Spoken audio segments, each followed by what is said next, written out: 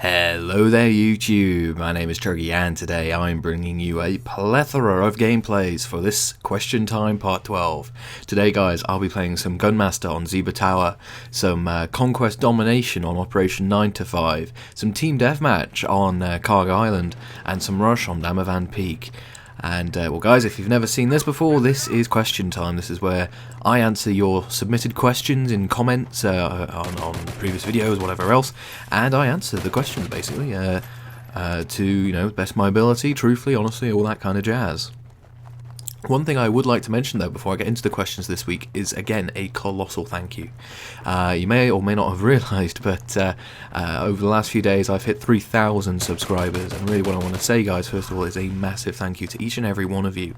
You might not realise it from like a viewer point of view, if you will, but actually producing these videos, there's a lot of time, effort and financial things involved, but more often than not it's also you invest a lot of yourself into these things, and certainly I've taken a certain perspective on making videos, the way I approach them, and what I want to get out of them and such, and to see such great feedback, such great support, and obviously people liking the content enough to subscribe, that means an awful lot. So I want to say first of all guys, a massive thank you to all of you.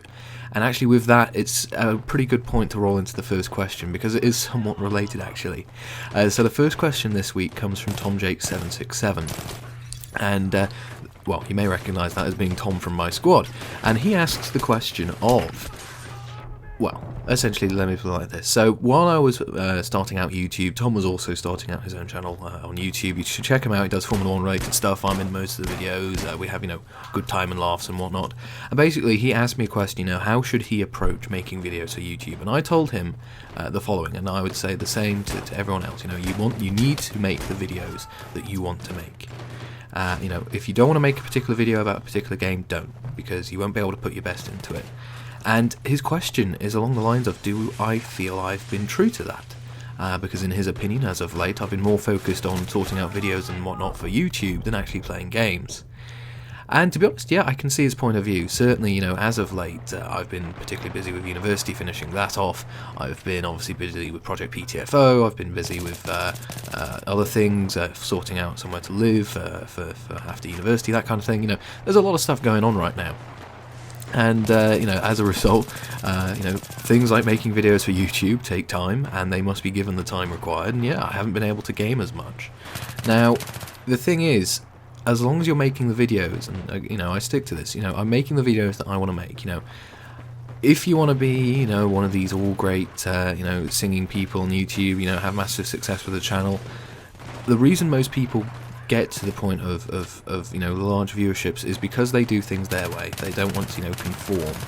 So no disrespect to anyone, but how many channels have we seen with guys uploading 2 or 3 clips from Modern Warfare 3 or Call of Duty in general, really, and they don't really get anywhere with it, and they kind of question perhaps why. And the reason is that are they really doing it because they want to make the videos? Are they doing it because people want to see these videos? There's a lot going on here. It's a two-way street, really, between you guys as the viewers and me as the people, or the person putting together these videos, whatever. And there needs to be a middle ground. Basically, when I said, this phrase of making the videos you want to make, I was very much focused on my side of things. But I've learned through making videos that obviously it's the people who are watching, you guys, who are just as important as me producing the initial video. If it's something that you guys want to watch, you'll watch it, obviously. If it's something you won't, you won't. It's easy as that. So, bearing in mind what your potential, viewers want to see and that kind of thing, that's very important. And I think, a lot of community feedback and things is important as well. So, really, I absolutely 100% would stay true to only make the videos that you want to make. And really, guys, if you want like a video even on sort of the ins and outs of YouTube and how to grow and all that, that's a whole other video, frankly, to go into. But yeah, I do believe I've been true to that, and it's the best piece of advice I think I could give to anyone starting out, is just be true to yourself, do the videos, make the videos that you want, focus on the quality and your audience, and you'll be fine.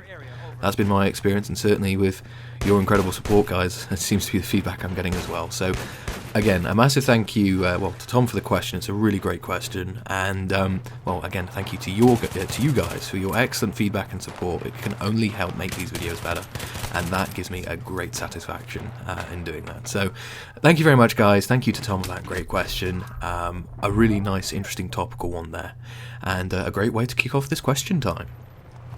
The next question this week comes from the Maximilian 1985, and they ask a question about weaponry in Battlefield and the possibility of adding some World War II weapons into the game. So, for instance, the Battlefield Bad Company 2 had the M1 Garand in the game, along with the M1911, and he was going on with the possibility of perhaps the Russian, I think it's the PPH-41, there we go, perhaps STG 44s from German assault rifles, that kind of thing, adding more weapons into the game with more of a historic flavour, let's say. And would I like to see that? And frankly, yeah, absolutely. More weapons, the better. I mean, my angle on a lot of adding content is, yeah, absolutely. I mean, if it makes sense, do it. As long as the previous functionality is still there and can be used, I see no problem at all. The only issue is, though, if we'd actually see that, I'm quite doubtful now, which is unfortunate, because essentially, well, DICE have said with their Battlefield Premium and all this jazz that there'll be 20 new weapons, and if you include the weapons we've had from Close Quarters and Back to Karkan, that's 20. So I don't know if we're getting 20 additional weapons, or if we've had the 20 weapons. But in any case, yeah, I would love to see some more weapons, be it World War II or more modern weapons, or there are plenty to choose from, all with their unique sort of quirks and everything else. Yeah, I'd love to see them, absolutely. And certainly I would say they would have a place as well. For instance, World War II weapons, they were a little more crude, let's say, compared to modern day firearms, but they did quite a bit more damage to try and make up for it. There are trade-offs, and certainly, more the merrier, I would say. So thank you for that question, the Maximilian. The next question actually comes from AR Stone, and they ask, do you get frustrated when a low-level player kills you with a weapon considered like a noob weapon? Well, really, I think they're kind of like two questions here. Do I get frustrated when I get killed, and do I get frustrated when I'm killed by a newbie weapon? The answer to both of those is frankly yes. This is a first-person shooter, and you obviously you go into the mindset that you're gonna do well. If you go into the mindset going, oh, I'm gonna die a lot here, you're probably not gonna set yourself up for a great game. So you're always positive, which is the way to be. But when you get killed, obviously it's a pain in the backside. And when you are killed by a weapon which perhaps takes a lot less skill or strategy to use, obviously it's annoying. Now, let's think back to how Battlefield was a few patches ago with the USAS-12 and the frag rounds. All you had to do was press and hold the fire button, and that was that. Pretty much everything ahead of you would fall down dead. Thankfully, that isn't the case. That has obviously been patched and fixed, because a lot of people weren't happy about it, and it was not particularly good for the game. But I was incredibly frustrated when I was killed by weapons like that, because obviously I'd be running around with like an assault rifle or an SMG, whatever it may be, and you just see guys just pressing and holding one button and getting great success when you're trying hard to do well and not really profiting. So yeah, absolutely. I think the answer really to both of these points is absolutely. And there will always be weapons which are considered newbie by the community. I mean, like the farmhouse, for whatever reason, even now is still considered a bit of a noob weapon, even though, it has recoil for days and things these days. But still, it's one of those things. It's a first-person shooter. I guess, before you even go into the game, you should be prepared to die. That is kind of part of the game to try and avoid death. But, it is a very strong possibility that it may happen. So yeah, it's something you need to be aware of, and if you go into it thinking, okay, I'm going to do well, but I can bear a few deaths, I think you can avoid a lot of the frustration. So yeah, it does annoy me in short, and I don't think there's really much more else to say in both counts, so I'll say that much. I mean, actually, here's a good example. The heck happened there? He'll be going, what the hell, I was shooting him, why the hell didn't he die? That was a pure fluke, he'll probably be raging at that point. At that point, I even stopped and went, well, that's bull crap, I should have died there, but never mind. So yeah, really, the answer to both is yes. So thank you AR Stone for that. Next question comes from Arkan Razor, and they ask, what would I suggest to get the best out of helicopters and jets in Battlefield? And really, well, to be honest, this is almost like a two-part sort of piece of advice or something, I guess. So first of all, you need to have the controls set up properly. The reason I say that is I find that the default settings, I forget what they're called actually, they just don't tend to work very nicely. I personally fly both jets and helicopters with the control setting known as legacy sticks, and boy oh boy does that make just flying the helicopter in general a lot easier. You get control on both analog sticks since I'm on console, and that just, it suits me. It suits the way I would like to fly the helicopter, and or jet, of course. Now, the thing with the loadout, that is something which is going to be a little more specific, let's say, to you. Now, what I find works for me is that I can use if you default equipment's the wrong word, but armament on the air vehicles. So for example, the attack helicopters have got the 14 unguided rockets, the jets have got a quite powerful cannon. I tend to use those on ground targets where I can. So what I tend to do is run around being the wrong word, but fly around with anti-air secondary weapons to try and balance me out. Because that's just the way I like to play the roles of the air vehicles. Try and be a bit balanced, a jack of all trades. And that just tends to be the way that I like to fly things, to be honest. If you prefer being completely, air to ground, then obviously you'd want to have some air to ground armament, or if you want to be completely air to air, you'd obviously have air to air armament. It really does depend on you, but the big step here is the legacy sticks, absolutely. And once you get that, you'll be probably pleasantly surprised how flexible the aircraft can be. Certainly that was quite sort of a discovery early on in me playing Battlefield, how much of an improvement I saw out of the air vehicles. So, kind of really two answers there. So just make sure you've got obviously a control setting which works for you, legacy stick works for me, and, the armament, it's really up to you, your playstyle, that kind of thing. But, personally I see myself, in general, just having a more balanced all-round loadout tends to work, because obviously you can attack a bit of everything and defend from a bit of everything. So there we go. I hope that helps you. Next question comes from Days Vetical, and they ask a question about sort of attachments on weapons, and in particular the G36C. So basically, he's asking, with the holographic sight attached, what's better, a silencer and a foregrip, a flash suppressor and a foregrip, a heavy barrel or foregrip, or just without the foregrip in general? Well, really, I think you've hit the nail on the head with the without the foregrip in general part. Ever since not this patch but the previous patch, all the attachments had a bit of a tweak in terms of they now were radically different really to how it was or how they were when the game originally released. And we're now playing some Conquest Domination on Operation 9 to 5 here. This is quite a nice map. It's quite large actually, yeah, this was a pretty hectic game. This was good fun. We brought this one back. I'll stop talking now about the game. But yeah, ever since sort of the second patch, let's say, all the attachments have had a big change. And in fact, one particular setup you mentioned there, the one with the suppressor and the foregrip, that actually is going to do absolutely nothing for you. The suppressor, let's say it reduces hipfire accuracy, I believe it does. The foregrip gives you a bit of hipfire accuracy at the cost of aim down sight accuracy. So all you'd really net gain is the ability not to appear on the map and worse aiming down sight. Whereas if you just had the suppressor, you would have obviously the ability to stay off the map and a little bit of worse hipfire, but your aim would be better, and of course you'd be silent still. So again, really, this is something I think where you just have to work it through to match your playstyle. Personally, I have my G36C with just a silencer, no foregrip or anything, and yeah, just build those weapons up from scratch again, from stock. It takes a long time, but that's what I did after the patch came out, and that certainly did help me in the long run. Basically, just building the weapons up, seeing what each attachment did and didn't do for each weapon.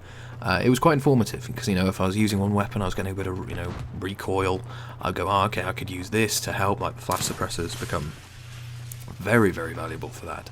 I could use the flash suppressor, that'd be great, and just experiment, see what works for you per weapon, per attachment, and build up the weapon from there. Running, I still see a lot of people running with, for instance, the foregrip and the suppressor, and I just kind of go, you're putting yourselves at a massive disadvantage by running one of those two. If you just chose the one, you'd be in a much better position, but never mind, I digress. So really, it's up to you. If I were to choose anything from those selections, I would have just a suppressor, no foregrip, and yeah, just go from there. So I hope that helps, and really the attachment changes, they're numerous, and they're obviously quite important, because obviously you want your weapon to work well for you. So yeah, keep an eye out for that. I hope that helps you, Days. And thank you for the question. Next question comes from 4 Days, and they ask, what is my opinion of ToCA Race Driver 2? And they go on to say, it was one of the best games ever, with obviously nice progression from very low level racing to, well, basically Formula 1 towards the end. The ToCA series I have always been a massive fan of. I started with ToCA touring cars back on the PS1 back in like 98 or something, and I've played every single ToCA game up until Grid. The reason I haven't played Grid is I just didn't like it. I didn't like the direction they were taking the series. The thing I liked with ToCA Racing Driver is that, obviously you did start at the bottom and you worked your way up, and it gave you a sense of achievement once you actually got to the higher level cars and things, that, you'd done the work, you got, the opportunity to drive these amazing motor cars and race them very, very quickly. And it was good. It was really good, really enjoyable. Lovely variety of circuits, lovely variety of cars. It was great fun. But then Grid came along and really not much, well, I didn't particularly like it. It was just too arcadey. Alright, ToCA was never really a sim, but, it was still a bit, not sure. In any case, rumours are that there'll be a new Grid appearing soon, so that might explain, the possible absence of like a Grid game, but certainly my personal preference would be a new ToCA touring cars type game. And I think it would work nicely. I mean, if you look at the touring car racing, which is going on globally at the minute, you got some great variety, some great cars, and I think there's a lot of potential. So, possibly, from what I've been hearing, we'll be seeing Grid before ToCA, but we'll just see what happens. I love the ToCA series. I hope they bring it back. So, that's my 2 cents on it, and hopefully we'll see what happens. Anyway. Thank you for that question, 4 Days. Next question comes from Dr. BCDPS3, and they ask, what is my favourite dish, my favourite movie scene, favourite type of music, and finally, how on earth did I discover how to play my PS3 through an iMac? Well, I'll answer them in reverse, if you will. So the whole PS3 iMac thing, that just came about through me reading about when the machine was released, that kind of thing. And obviously part of the spec sheet was, you can accept sort of audio and video in, which was, I think it's the first time it's ever happened on an Apple computer. So I was, that's pretty neat. And then I realised, heck, if you had like an adapter or something, you could plug, DVD players, whatever else, and that'd be pretty sweet. Then of course I realised PS3, so once one adapter did come out and I was able to grab it, I did so, and well, here I am, and it works very nicely. So that's that. My favourite type of music, I've answered this before, and it's a bit cliche, but basically a little bit of everything, to be honest. I listen to dubstep quite a lot, I listen to pop stuff quite a lot, I'm, big fan of Lynyrd Skynyrd, for example. I'm kind of a bit all over the place, but at the minute I'd say I'm probably more listening to some more like dubstep and electronic music. I'd blame it on the fact that I'm a uni student still, so so that's that. My favourite scene from a film, which isn't The Shawshank Redemption, because I've answered previously that The Shawshank Redemption is my favourite film of all time. A favourite single scene, that's going to be really difficult to answer. Reason being that, to be honest, I've seen plenty of films, but no real scenes have stood out, like, on their own. Having said that, there have been scenes which have certainly left a message with me, and, well, have thus stood out in my mind for that reason.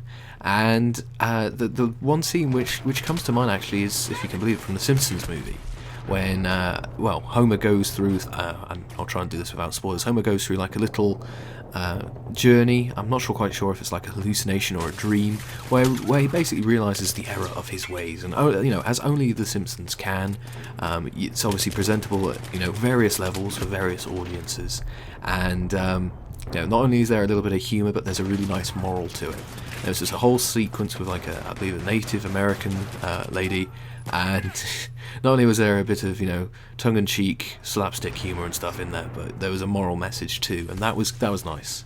And I just wish I wish there was more shows like The Simpsons, to be honest. I mean, I haven't watched The Simpsons in years. This is a tangent. I haven't watched The Simpsons in years, but back in the day, oh my word, you could take so many things away from that show on so many levels. But I'll stop going on about The Simpsons now. So there's a favourite scene. My favourite dish, for me personally, you can't beat a good piece of steak, chips, and baked beans. Oh yes, this is the one thing I'm really looking forward to about going home, is like properly cooked food. I'm cooking for myself. Student cuisine is an interesting experience.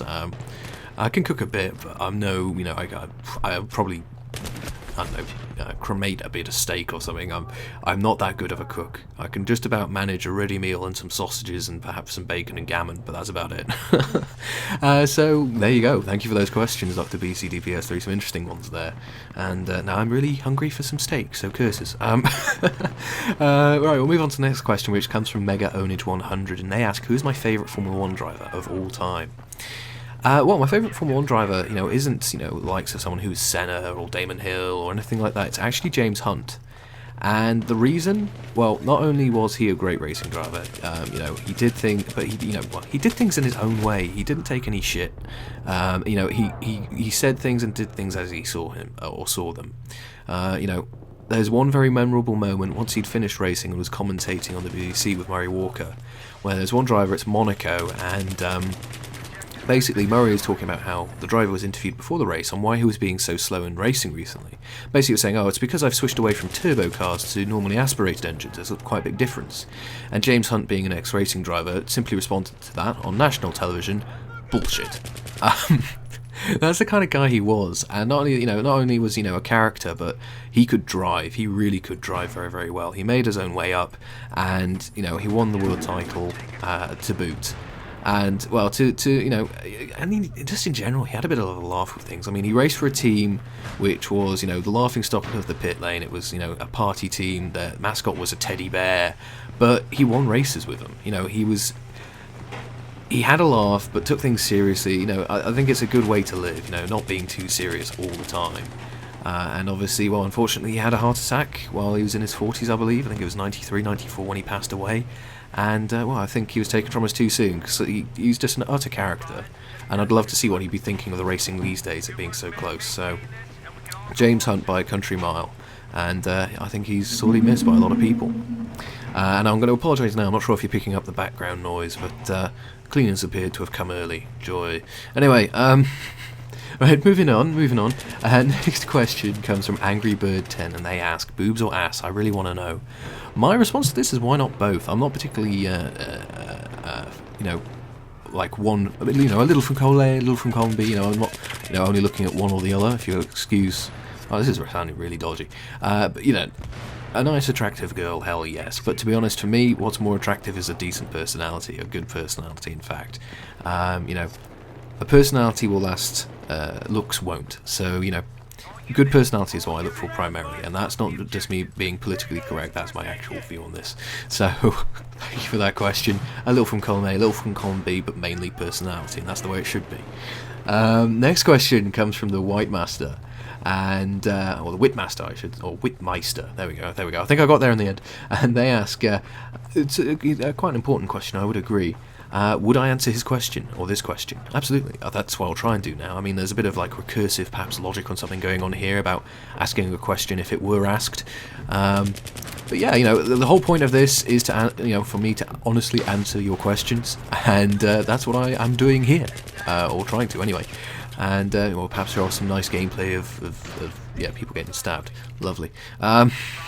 I'll move on. But yeah, absolutely, all questions within reason will be answered. I mean, if they're completely ridiculous, I may think twice, but I'll try and answer everything as best I can. So, thank you for that, and yeah, challenge me with an interesting question, let's see. Anyway, next question comes from Sergeant MCG17, and they ask, what are my thoughts on Crysis 3? Well, I'm not going to lie, I'm really looking forward to it. I love Crysis 2, I played that through several times, and well, I went out and got Crysis 1 as a result. Obviously, if you're aware of that, I started a little Let's Play, but then I stopped for copyright reasons, of all things. But basically, I've stopped playing the original, just in case I do go back to doing a Let's Play. But yeah, I'm really looking forward to Crysis 3. The gameplay and things they showed off at E3 was incredible. I mean, just there's a scene with a dam getting blown up, and that just looks gorgeous. And of course, everyone seems to have gone with bows and arrows now this year. I don't know if it's like we've gone full circle, we've got, you know, really advanced weaponry, but now we're going back to like the hypothetical Stone Age using basic implements. But still, it works and it looks neat. So yeah, I'm hyped for Crysis 3, and well, I'm looking forward to it being released. I'll say that much. So thank you for the question. Next question comes from Will Mosca, and they ask, what do I use to record my gameplays? Well, I use the piece of a capture card, which pretty much everyone uses on YouTube, and it's called the Hopog HD PVR. And basically what it does is it just sits between my my iMac, in this case I'm on PS3, and any audio and video which passed through it is copied and saved on my computer for editing and, well, this later on. So yeah, that's that. Hopog HD PVR, that was certainly the device to get. There are a lot more options actually now these days. There weren't sort of when I originally bought it, but there are plenty of capture cards available, but most people use the Hopog HD PVR purely because it's been around the longest, it works, it produces good quality video, as hopefully you're seeing here, and yeah, that's pretty much that. And in fact, if you want to see like a full setup of the way I've got things, I did a mini setup video really for thank you for 2,000 subscribers, and there's a brief talk through there, but I think I might have to do a more in-depth video about the setup and recording, like the whole how I produce all this, in case you're interested. If you would like to see that, guys, again, I'll make the videos if you guys want to see them, and I want to make this kind of thing if you'd like to see it. So so yeah, if you'd like to see that kind of thing, just say so. So thank you for that question. Next question is a really good one actually, and it's something I'd like to discuss with people who play Formula 1 2011, is that, well, it comes from the Supernatural guy, and they ask, on F1 2011, even with equal performance being set on the cars in online racing, how come does it seem that some cars have better performance? And I know exactly what you mean, because I've been in scenarios, and so has the guys I normally play Formula 1 with. We've been in the exact same scenarios where we've been driving, it's all been fine, same cars, and then somehow someone's going, suspiciously quick. Now, it's not like we're bitter, we're being beaten, or he must be hacking or using something against him. No. We're beaten regularly, and we accept and understand that. But no, I would agree, I think there might be a bug or an issue which makes some cars suspiciously quicker than they should be, perhaps. So, yeah, I know what you mean, and I think there may be a bug, although I can't confirm it. I mean, there are currently rumours of there's an infection going around, and an infection hack for F1 2011, where penalties are completely disabled, which is a bit weird. But yeah, anything could happen, so we'll see. So thank you for that question, the Supernatural guy. Chris Halliwell 171 asks the next question, and they ask, what do you think of the Codemasters F1 online game? Yeah, I'll be honest, it looks interesting. I mean, there's a beta going on, I'm not involved in that, and even if I was, I wouldn't be allowed to talk about it. But yeah, it looks interesting. Obviously they're going after if you're the Facebook gamer crowd, the free-to-play group, I'm guessing. And yeah, it seems like it's got potential. You can obviously drive the actual Formula 1 cars, or you can make your own team and things. Yeah, it seems interesting. I mean, I haven't played it, so I haven't really sort of seen much, but yeah, it could be something very, very interesting, and obviously once it all goes live and everything, who knows, I might play it and give a bit more of an evaluation, we'll see. Anyway, thank you for that. The next question, or next two questions, come from UK Graffiti Writer, and one's a real doozy, and I'm going to have a think about this, and one is a really another top question. So the first question, which I'm going to have a quick think about while I answer the other one, is what is the worst first-person shooter campaign I've ever played? And the second question is, do you think it'd be a good idea to put like a mercenary mode into Battlefield 3, where you can't join in squads, it's all everyone's joined individually? To answer the sort of mercenary mode style thing, yeah, I could see that working in some game modes. However, I think that it's also important that you need to remember that some game modes in Battlefield are meant to be team-based. For instance, I'm playing some team deathmatch here, joining individually or forcing you to join individually wouldn't be too much of a problem, but also bear in mind that there'd need to be some sort of check that you can't join in on friends or anything like that. So I could see it working on some game types. I mean, like, I couldn't see Conquest or Rush or anything working particularly well. You'd really need some people to really be very good. Battlefield's all about a team winning, not an individual. So it could work in some game modes, perhaps not in others. Well, perhaps we'll have to see what happens. I think it's perhaps one of those things where you just perhaps would need to try it and see if it works. If it does, implement it. I wouldn't mind seeing it, just to see what happens. If I'd play it, well, that's another matter. We'll have to wait and see. Anyway, so that's that. Now, the worst first-person shooter campaign I've ever played. Now, this is a doozy, because to be honest, most first-person shooter campaigns I've played have been pretty decent, and the messages they try to convey, you can't argue with. Honour amongst warriors, remembering the fall, and all that kind of thing. Stuff which does leave it leaves an impact on you, and you don't want to I don't know, seem ungrateful or anything like that. Yeah, it's it's a tricky one. However, having had a bit of a think, there is one first-person shooter which, when I played, I was quite hyped for, but I don't think it quite lived up to the hype, or at least not in my eyes. And that was Resistance 2. There's Resistance 2, obviously following Resistance 1 Fall of Man on the PS3. I don't know, there was just something about that game, it just didn't seem to sit well. I don't know, I mean, don't get me wrong, the story was good, it left itself on a nice cliffhanger, and don't worry, no spoilers. But yeah, I don't know, there's something about it didn't quite sit right with me. And that's a pity, because, well, Resistance 3, the story was so much better. And Resistance 1 I preferred. I don't know if I'm being a bit biased because it was set in the UK, but still. I don't know, just something didn't quite sit right with me. I guess I didn't click with it. Does that make that bad? I don't know. Probably not, but still. Certainly out of all the first-person shooters games I've played, that was by far and away the campaign which I did not enjoy the most, let me put it like that. So I think that kind of answers that. So thank you for those two questions. They're quite tricky there, so thank you for that. Okay, right, next question comes from JP French Toast 1129, and they ask, what sensitivity do I play on? And actually, I've had this question a few times before. Basically, I've only got it 1 or 2 above default. I mean, the whole point with sensitivity is to help you play better in terms of, making your character and everything react better to your input. And what obviously a lot of games have been doing these days is just increasing the sensitivity, and that's actually giving you an actual physical advantage, because you can move quicker and things like that. Now, I don't think that that's necessarily fair. What I think sensitivity should be all about is, allowing you to play at your best, not give yourself an unfair advantage. So what I would say here is play at what works for you. If you need very high sensitivity because you only make very subtle adjustments on controller, keyboard, mouse, whatever it may be, have a high sensitivity, but don't feel the need to just because it's the way to go. I've got mine 1 or 2 above default, and it works very nicely. I find just by twitching the analog stick every now and then to sort of snap roughly onto where the person will be, and then just adjusting from there, that works for me. That works very nicely, as no doubt you've seen. So yeah, 1 or 2 above default personally, and if you want any opinions on sensitivity, use what works best for you. Don't necessarily use the highest just because everyone does, because that might not work for you. So I'll say that much. Thank you for the question, JP French Toast. Next question comes from Uneasy Thug, and they ask, what do I think about the new Hitman game? Well, in short, I'm hyped for it. I'm a massive fan of the Hitman games, and certainly, again, the stuff they've been showing off at E3 looks pretty interesting. Well, the Nun trailer, for instance. Yeah, I think it's got a lot of potential. I've played the Sniper Challenge, I love that. All the little ways you can eliminate people, hide people's bodies, all that kind of thing. And yeah, I'm really looking forward to it, in short.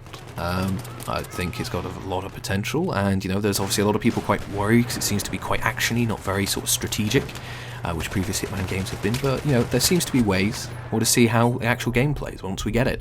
And the thing I'm really hyped about is there's a rumour that we might be getting on the PS3 an HD collection of Hitman 2, Contracts and Blood Money, which I would buy in an instant, because they've got some of the best, like almost puzzle missions in them, just being in the right place, right time, having distractions, whatever else. So much time, or so much of my time put into those 3 games right there. Really looking forward to it. So yeah, Hitman Absolution, me gusta. I've already pre-ordered it and paid for it, let me put it like that. So yeah, I'm looking forward to it, in short. Can't really say much more than that, so thank you for the question. Next question again comes from Archon Razor, and they ask, what's the best way to train up the Recon kit? Well, first thing I would say is, if you want to train up the Recon kit to unlock items, and if you've traditionally played a Recon role, is run around with the all-kit weapons, the SMGs, the shotguns, because they will allow you to unlock things more quickly. Because to be honest, if you've never played a reconnaissance role before, and note that I'm saying reconnaissance, not sniper here, if you've never played a reconnaissance role before, you will not be able to get the points with the rifles as quickly as you'd like, for sure. Playing the Recon is a state of mind, and really there's too much to talk about in the time I've got left here to actually cover everything in the detail it needs to be. I went so far as to actually put together 2 videos on how to play the Recon kit. I called them Recon Win Part 1 and Part 2. And in fact, I have actually, now I think of it, a whole playlist dedicated to how to play the kits of Battlefield 3, a playlist called Battlefield Win. If you want to check those out, they will certainly give you some pointers. But basically, the Recon is not a sniper. If you're playing it like that, that's why you wouldn't be advancing as quickly as perhaps you would like.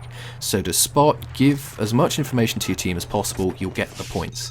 And by using an SMG and things, getting close and personal, that will help you massively as well. So to unlock stuff, to learn how to recon. Well, watch those videos first of all, they will help a lot, and also bear in mind that you're not a sniper. That's the biggest mistake most people fall into, and obviously once you're into a habit, a routine, it's very difficult to get out of it. So yeah, play it as a reconnaissance troop, not a sniper like these guys are doing, just using the rifles to shoot from range. To be fair, they are using their equipment effectively to get into places where they won't be able to easily be counted, but as you've seen, they can still be counted. But anyway, I digress. So yeah, if you just want to unlock the stuff, SMGs and things are the way to go, but if you want to really get the best out of the recon, which is in my opinion the best kit in the game, watch those recon win videos, learn how to recon, not be a sniper, and you'll go far.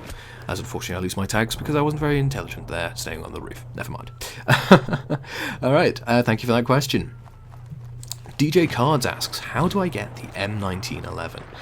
When he tries to grab it, it says that he doesn't own Battlefield 3. Well, to be honest, it's kind of a vague error saying that you obviously don't have Battlefield 3. And what I'd normally say in this situation, in fact, what I will say, is actually the internet is your friend here. It really is.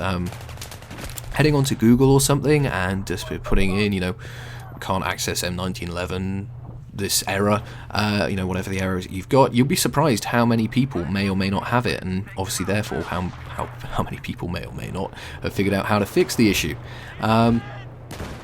Yeah, obviously, errors are never good, but obviously, if it's a real problem, you can't find a solution, the best place to go in this situation is obviously straight to EA. I mean, it's their systems, they should know what's up with it, what's working, what's not, etc. So really, I've got the M1911, I did it by associating my PSN ID with my EA ID, and it worked. Unfortunately, it doesn't seem to be the case with you. If you're having troubles, head to EA or do a quick search online, and hopefully that resolves it. I don't know enough about EA systems to help you, I'm afraid. But yeah, going to EA, that should help, I hope. So I hope that helps you. Yes, there we go. Next question comes from Country Killer 15, and they ask, on the Armored Kill DLC, do you think that they should put in like a Barrett 50 cal sniper rifle? And how do you think it should be sort of balanced? Well, first of all, I'd love to see it. Again, with like the World War II weapons point, I don't think we will, because I think we have the 20 weapons. Don't hold me to that, though. I hope I'm wrong, because, more weapons, the better. But yeah, I'd love to see it. I think it'd be suited. It's a bloomin' big bullet. It's designed for long range. I see it doing very, very well indeed. As for balance, that's going to be an interesting one. Because it's a 50 cal, it's going to be ludicrous if it isn't a one-shot kill up to, a decent range, let's say. How would you balance it? Well, that's a difficult one. It is a 50 cal, it's a very big round, it takes a lot of work to actually use, and in fact, there's actually a Barrett 50 caliber type rifle in one of the missions in the single player. I won't say which mission, well no, I won't say what the mission involves, I'll tell you the mission. It's where you're assaulting a villa and there's a swimming pool. I'll say that much and no more. There is a 50 cal there, and actually when you fire it, you do hear, when you pick it up, that is, you do hear the guy you're playing as grunt with the recoil and everything else. Perhaps what a nice way to balance it would be that you couldn't fire it while stood up, you could only be prone or crouched, say, or say, even it suppresses you a bit, the recoil and everything, you have to compose yourself. I don't know, it's a tricky one, and this is where the chaps at DICE, the guys who put together the gameplay design, they earn their money, because they figure out what works, what doesn't, and adapt the game as a result. So yeah, it's a tricky balance. I certainly would like to see it. It's got to have, if it is going to be like a one-shot kill of very high power, and not just like a clone of the M98B, it's got to have some unique traits, and obviously balancing those, that's going to be quite tricky. So personally, I would perhaps say some suppression when you fire it. You can only fire it in certain stances. Who knows? Who knows? Again, this is all hypothetical if they add more weapons, but yeah, I'd love to see it personally. Perhaps that's how they could go about introducing it. Who knows? So thank you for the great question.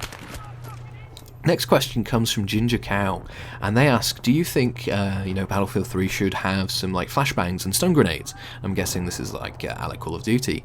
Yeah, I see no harm in them being there. I mean, say if you have to swap out your, like, normal explosive frag grenade for them, yeah, I can see that being quite interesting. I mean, say, for example, in close quarters, you've got, obviously, very close buildings and rooms and environments. I'd see them earning their way there. I think that'd be quite a nice addition. Yeah, I could see it working in short run. I don't really know what else to say, to be honest. Yeah, I could see it being a valuable addition to the game. Obviously, there are reasons why they're not in the game at the moment, probably because it could potentially cause a bit of some gameplay breaking issues with, say, if a load of people just started throwing them everywhere, everyone's blind for a few seconds. Yeah, I could see them working in general. Perhaps if there's a limit to them, you could only have one, perhaps you can't resupply them, I don't know, we'll see. But yeah, it could be interesting to have some non-lethal alternatives to the frag grenade in the game, and if it's flashbangs or stun grenades, yeah, who knows, and certainly I think it could be a valuable addition. So who knows, DICE, if you're listening, equipment. Well, you never know, actually, because, the DLC which they've announced, they've got, obviously, Armored Kill, which is coming soon. They've got Aftermath and Endgame to follow, I believe. Am I? Yeah, yep, that's 5. And, Aftermath is a bit mysterious. It's been added in. Endgame, obviously, is like the final bit of DLC. There's 2 dudes on a motorcycle, and motorcycle's been confirmed, by the way. That's neat, and AC-130 is confirmed as well. Although you can't fly, which is a pity. But anyway, going on a bit of a tangent here. Yeah, I could see flashbangs and stuns working. You never know with these things. They might appear, they might not. Again, it's up to the gameplay designers to, if they were presented with this on the table, if they could see it working or not. At the end of the day, it's DICE's game. They decide what's in, what's out, and there's probably good reasons for what's in and what is not. So, I could see it working personally. Anyway, I hope that answers your question, Ginger Cow. Next question this week comes from the Crazy 135, and they ask, what's my favourite assault rifle? That's an easy one, L85A2, reasons being that it's British, it suits my playstyle, it's very accurate over range, and just all in all, I can work with it very, very well indeed. Not really much else to say there. Most people tend to say like an M16, an AK, F2000, whatever. Yeah, they're all good choices, but it doesn't particularly suit, or those rifles don't particularly suit my playstyle. I have to adjust myself to them, if you get my gist. And, well, I don't think there's really much more to say than that. Anyway, one thing I want to mention, the whole reason I included this rush gameplay in here is for this moment which is about to happen here. So we're taking the base, this guy spawns on his friend, and EOD drop tries to chase him, he's getting shot, and then run over by a Humvee. I started laughing here ridiculously, and Matt's in this game with me, we both lost our shit, to use that term at that point. And, yeah, we were having some fun in this game, so there we go. So yeah, the Crazy, there you go, L85A2. British, accurate, works nicely for me, that's what I like to see. So there you go, hope that answers that for you. VGhostZ asks, would I ever consider getting an Xbox? Absolutely. The Xbox 360 has some very interesting exclusive games which I would like to play. The likes of Forza, Halo, etc. Fable, for instance, looks pretty interesting. I quite like my good RPGs, and obviously a British-themed RPG, huzzah, I like. The issue, though, with the 360 is that you'd never see me online. The reason being that I completely and utterly disapprove of having to pay for online play or online anything, really, after the initial, purchase of the product. So, that's why you'd never see me playing World of Warcraft or any MMORPGs where there's a subscription. I think that once you've put your initial money out on the product, that should be it. There should be no more additional costs to you as the consumer. Hence why I'm on the PlayStation 3, to be honest. One of the many reasons, actually, to be fair. I had all PS1, PS2 games. Compatibility obviously helps there, but yeah, the online play, that's a big thing for me. I think that once you've paid your, whatever it is, couple £100 here for your console, the online stuff should be included for free, as Sony have done, and I respect them for that. And I think that's that. So yeah, I'd buy a 360 if you'd see me online. Probably not. Well, probably not as long as the online is still a feed or subscription service, I'll say that much. Anyway, so yeah, I think that answers that. Thank you, Vigos, for that question. Next question comes from Mr. Lousy Ninja, and this was just on the borderline of what I'd normally answer.